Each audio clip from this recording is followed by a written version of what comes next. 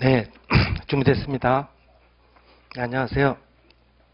네, 수고들 많으십니다. 네, 이번 강의의 목적은요, 이제 얼마 남지 않는 여러분, 실제 시험을 대비해가지고, 마지막으로 진도별로 해서 중요한 쟁점에 대한 판례라든지, 그거 관련된 사례를 대비하기 위해서 파례를 잡아가지고 진행할 생각입니다. 파례이기 때문에 형법 같은 경우는 30문제씩 연습을 치렀대는데 저는 20문제 발췌를 했는데요. 여러분이 가지고 있는 기본 교재라든지 통해 가지고 부족한 부분 조금 더 추가하는 식으로 하시면 되고, 저도 보통 보면 이 진도별로 한 3, 40문제가 기존에 다른 데서 썼거나 했던 것들이 있었지만은 그 부분을 조합을 했다든지 두 문제를 한 문제로 하는 식으로 해서 일단은 20문제씩으로만 했습니다. 그리고 또 사례형 문제는요. 일단 첫 번째 문제는 기본적으로 우리 형사법이죠. 형법하고 형사소송법 관련된 그러한 사안을 갖다가 전제로 해가지고 출제를 하고 있습니다. 그리고 다만 두 번째 2문 50점짜리는 어떤 형사법의 어떤 특성 때문에 굳이 형법 쟁점은 과감히 생략을 하고요. 형사소송법에서 나올 수 있는 쟁점을 위주로 해서 10점, 15점 하는 식으로 앞으로 계속 2문 형태는 별개 문제로서 제시할 생각입니다. 어려움이 많아요. 2문까지도 그 형법, 형사소송법 포함하는 종합 사례 형태로서 출제를 하랬더니 지문도 길어지고 하는 등의 문제가 생기고 하기 때문에 이번 목적은 여러분들이 형사소송법이 나오는 어떤 스타일을 알 거죠.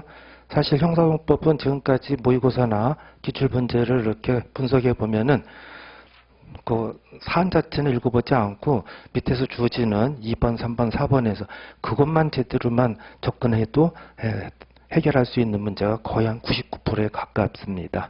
네. 다만 이런 문제는 있어요. 갑의 AJ, BJ, CJ가 실질적 경합번 관계인지 상상적 경합 관계인지 이런 포괄일제 관계에 있는지에 따라 형사소송법이 이번 사례형에서도 다루고 선택형에서도 출제할 생각이지만은 상습범과 같은 포괄일제의 특성 때문에 판례가 다양한 형태로 등장하고 있는데 그것과 관련해서 여러분 모의 문제 등에서는 출제된 바가 있기 때문에 그 부분의 한도에서는 제가 모의 문제나 기출 문제를 변형시켜서 훈련하도록 하고 아까 말씀드린 대로 2문의 50점은 개별 쟁점 위주로 훈련 목적으로 출제를 하도록 하겠습니다. 제가 진도표가 손에 없는데요. 가능하면 사례 형태도 진도 범위 중에서 출제하라고 노력을 하도록 하겠습니다. 그렇지만 어쩔 수 없이 기출이나 모의 문제를 수정 변형하는 과정에서는 진도 범위 밖의 문제가 작은 쟁점으로도 등장하니까 부담 없이 준비하시고 해설 위주로 정리하시면 될 것 같습니다. 네, 오늘 첫 회 1회 내용은 형사소송법 총론 부분부터 해가지고 강론 중에서 수사 초입 부분이요. 수사 단서 관련된 고소 부분까지 진도 범위입니다. 항상 제가 강조를 하지만은 이 고소 부분은요. 사법시험이고 각종 시험에서 2년에 한 번꼴로 사례형 문제에서는 출제되는 형태였습니다. 그러나 지금은 조금은 그 강약을 조절을 해서 여러분이 준비를 하셔야 됩니다. 여러분이 잘 알다시피 얼마 전에 성범죄가 다 일률적으로 친고죄에서 비친고죄화 됐죠. 그리고 또 가장 문제가 많고 판례가 많았고 저는 판례 명제 해가지고 떠들었던 간통 부분이 비범죄화됨으로 인해 가지고 그 고소 부분에 관한 쟁점은 손가락에 꼽힐 정도로 간단한 문제로만 하면 됩니다. 그런 거 오늘 마지막 부분에서는 고소 사례와 관련된 부분 선택형도 한 4문제인가 5문제 다루고 있던데 그거 위주로 하면은 충분하다고 보여집니다.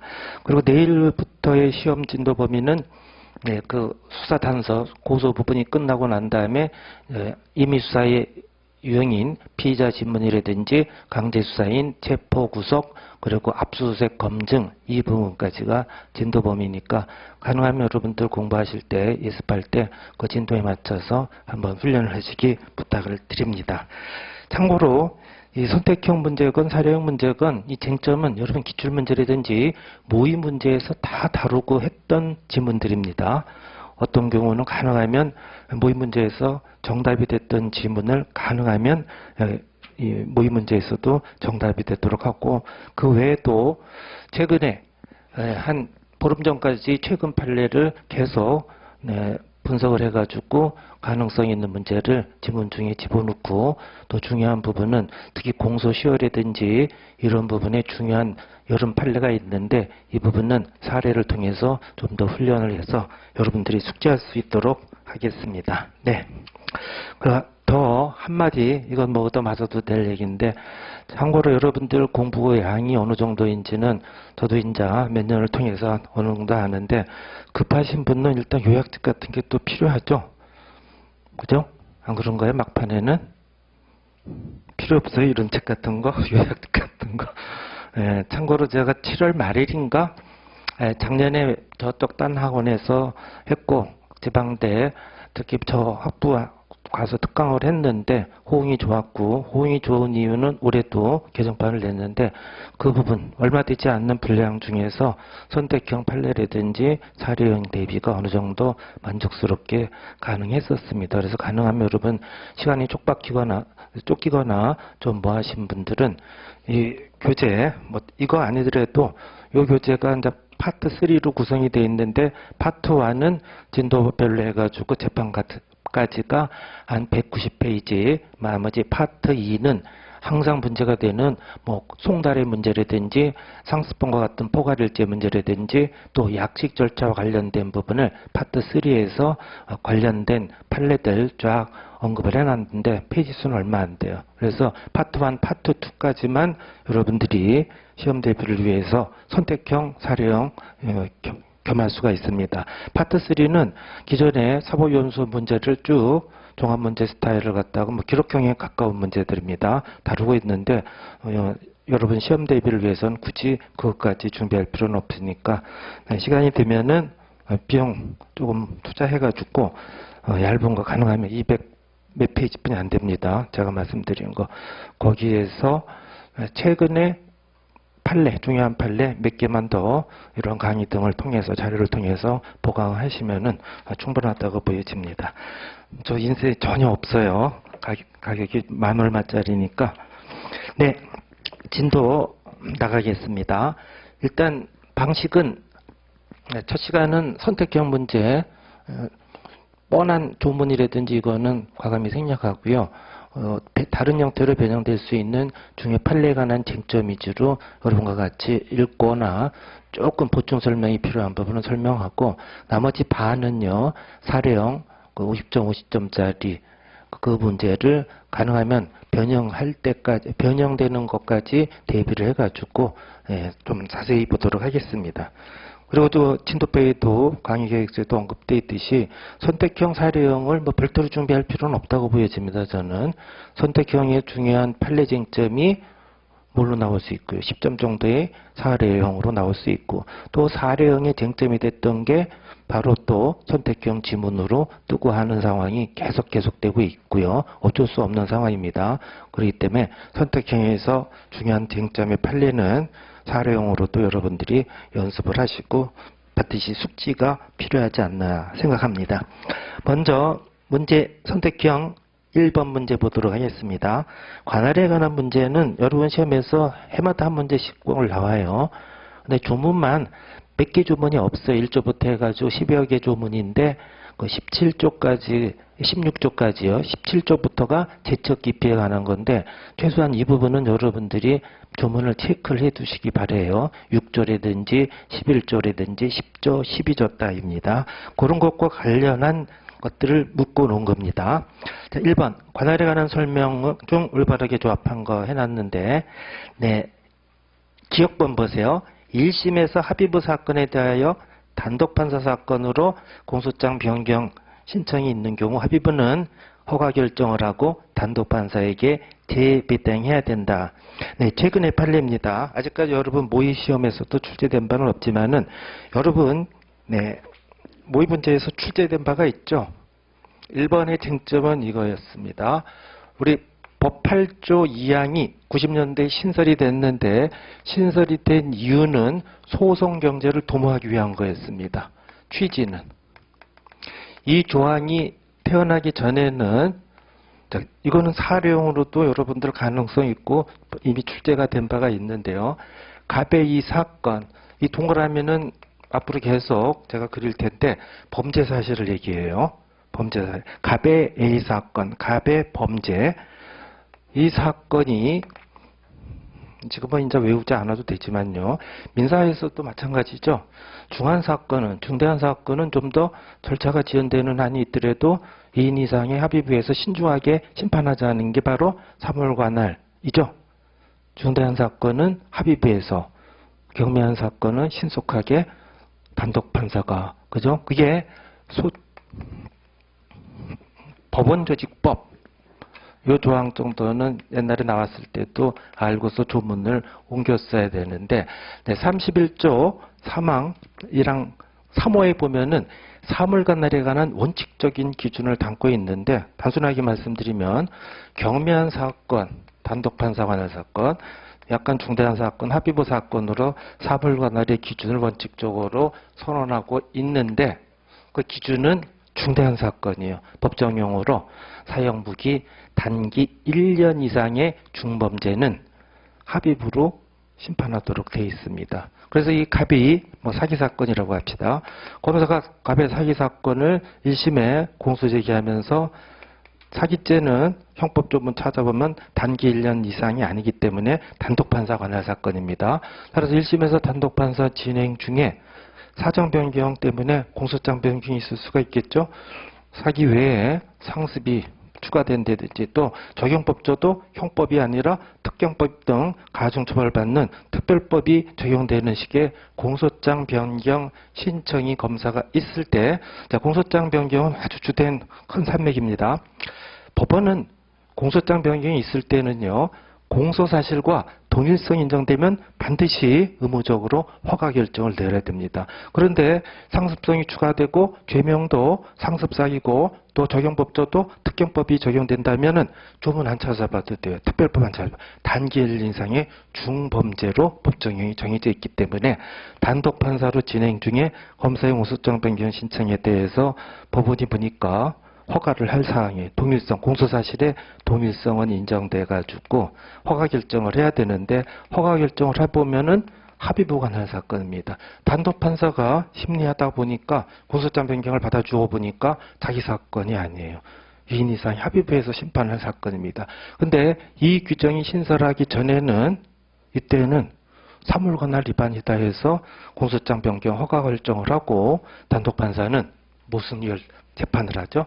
관할 위반 판결을 선고했습니다. 관할 위반 판결을 선고하면 검사는 다시 공소장을 재작성해서 합의부로 공소 제기해야 하는 번거로움이 있었는데, 그걸 막기 위해서 8조형이 신설이 돼서 단독 사건이 공소장 변경 등에 의해서 합의 사건으로 변경된 경우는 관할 위반 판결을 하지 말고 관할권 있는 법원이에요. 관할권 있는 법원으로 바로 결정으로 이송을 해가지고 소송경제를 도모하자 하는 목적으로 태어난 게 8조 2항의 목적입니다. 그죠?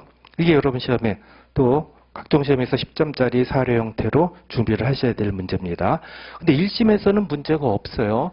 근데 1심에서는 이런 사정이 없었다가 항소심에서 비로소 이게 문제가 될 때가 있겠죠. 이게 핵심적인 표현이라고 저는 생각드는데, 비로소요. 자, 1심 단독판사 관할 사건이 항소부는 어딜까요? 지방법원, 지법, 본원, 합의부가 항소부가 되죠. 단독 사건에 대한 합의부는요, 말로만 하겠습니다. 우리가 3심 제도 할 때 지방법원, 고등법원, 대법원만을 칭하는 게 아니라 요 사물관할 때문에 경미사건의 1심은 지방법원 단독판사 사건이고, 그거에 대한 항소부는 지방법원 합의부가 항소부가 됩니다. 그러면 상고심은 어디냐? 고등법원을 거치지 않고 우리가 초등학교에서 배울 때에는 3심제도 하면 지방고등 대법원 도모가 나는데 요거 효율성을 도모하기 위해서 중대한 사건 합의부 단기 1년 미만은 단독판사 사건 이거에 대한 항소부 2심이 지방법원 합의부고 이거에 대한 상고심은 고등법원을 경유하지 않고 곧바로 대법원이 되고 단기 1년 이상 뭐 강도죄라든지 강간죄 이런 경우가 합의부가 1심이고 이거에 대한 불복법원이 항소부가 고등법원이고 대법원이 상고심이 되는 거니까 여기서 봅시다. 단순 사기 같은 경우 단독판사에 대한 항소부는 지방법원 본원 합의부입니다. 문제는 이거예요. 1심에서 이런 문제가 생길 때에는 관할 거 있는 법원인 단독판사가 소속한 지방법원 본원 합의부로 결정으로 이송 결정을 하면 되는데 항소심에서 비로소 이런 상황이 발생했을 때 단독이 합의부로 공소장 변경 등에 의해서 이루어진 경우 이때도 항소심에서도 이겁니다. 8조 2항 소송경제를 도모하자는 이 제도가 이 규정이 확장 적용될 수 있는지 뭐 유추 적용될 수 있는지 만에 하나 그렇다면 그렇다면은 그 조문에 있는 관할 거 있는 법원은 구체적으로 어떤 법원을 의미하는지가 쟁점이 생기는 겁니다. 결론은 뭐죠? 여러분 잘 알고 있는 광주에서 있었던 법원. 항소심에서도 8조 2항은 적용되고 적용될 때 관할 거 있는 법원은 단순하게 생각해 보세요. 나중에 합의부 사건으로 변경이 됐습니다. 항소심에서 검사가 제대로 기소했다면은 1심 합의부 사건이었겠죠. 그 다음에 그거에 대한 항소부는 당연히 고등법원이 해야 되겠죠. 따라서 대법원 판례는 관할 거 있는 법원은 고등법원이다 해서 허가 결정을 하고 항소부는 자기가 더 이상 처리하면 안 되고 지방법원이 아니라 고등법원으로 이송을 하고 약간의 문제는 있어요. 1심에서는 신중한 판단을 받지 못했냐 하는 지적을 받지만 동일성 인정되는 범위 내 문제고 하기 때문에 문제 삼지 않는 게 판례와 통설적 태도입니다. 자, 그런데 1번 기억지문을 보세요. 기억지문은 반대 상황이죠. 아예. 합의부 사건으로 기소했는데 보니까 합의부 사건이 아니라 단독 사건입니다. 이때도 8조 2항을 적용해가지고 단독판사로 번거롭게 이송을 해야 되는지 이송해야 될 것 같아요? 안 해도 될 것 같아요? 좀 귀찮지만 2인 이상의 합의부에서 하니까 피고인한테 불리하지 않죠? 절차 지연은 처리되는 한이 있더라도. 그래서 최근 2013년 판례는 반대의 경우는 이송 등 재배당 등 할 필요가 없다는 판시 내용입니다. 밑줄 친 부분 볼게요. 사건을 배당받은 합의부는 허가 결정을 하고 하였는지 관계없이 실체에 들어가 심판했어야 되고 단독판사에게 재배당 등 할 필요는 없다는 게 판례입니다. 그 다음에 리을번 보세요. 리을번 지문 보시면 단독사건이 공소장 변경에서 합의사건으로 변경된 이후 단독판사는 관할 위반 판결을 선고하고 사건을 관할권 있는 합의부에 이송해야 된다. 이거는 틀린 관할 위반 판결 할 필요 없다 그랬죠. 해설을 보세요. 리을번 둘째 줄 밑줄 친 부분 보세요. 관할 거 있는 법원에 이송해야 한다는 것이고 항소심에서 변경된 위 합의부 사건에 대한 관할 거 있는 법원은 고등법원이다. 넘어갈게요. 나머지 부분들은 어렵게 맡기고요. 2번 문제입니다. 2번에 지문 1번 요건 생략하고 2번 지문 보세요. 2번 지문 보면 갑의 범행은 상대적 친고죄에 해당하므로 을에 대한 고소는 갑에 대해서도 효력이 미친다 했는데 해설 보세요. 해설 3페이지 셋째 줄입니다. 2번 친족간 범행에 대한 친족 상대의 규정은 이 정도는 여러분들 체크를 하고 외워두셔야 됩니다. 강도 손괴에 대해서는 적용이 없고 또 신분관계 없는 공범에 대해서는 동조 328조 3항에서 권리행사 방해죄 규정이죠. 적용은 없다고 보니까는 고소의 주관적 불가분의 원칙, 즉 고소나 고소 취소가 공범 전부에 대해서 그 효력이 미친다는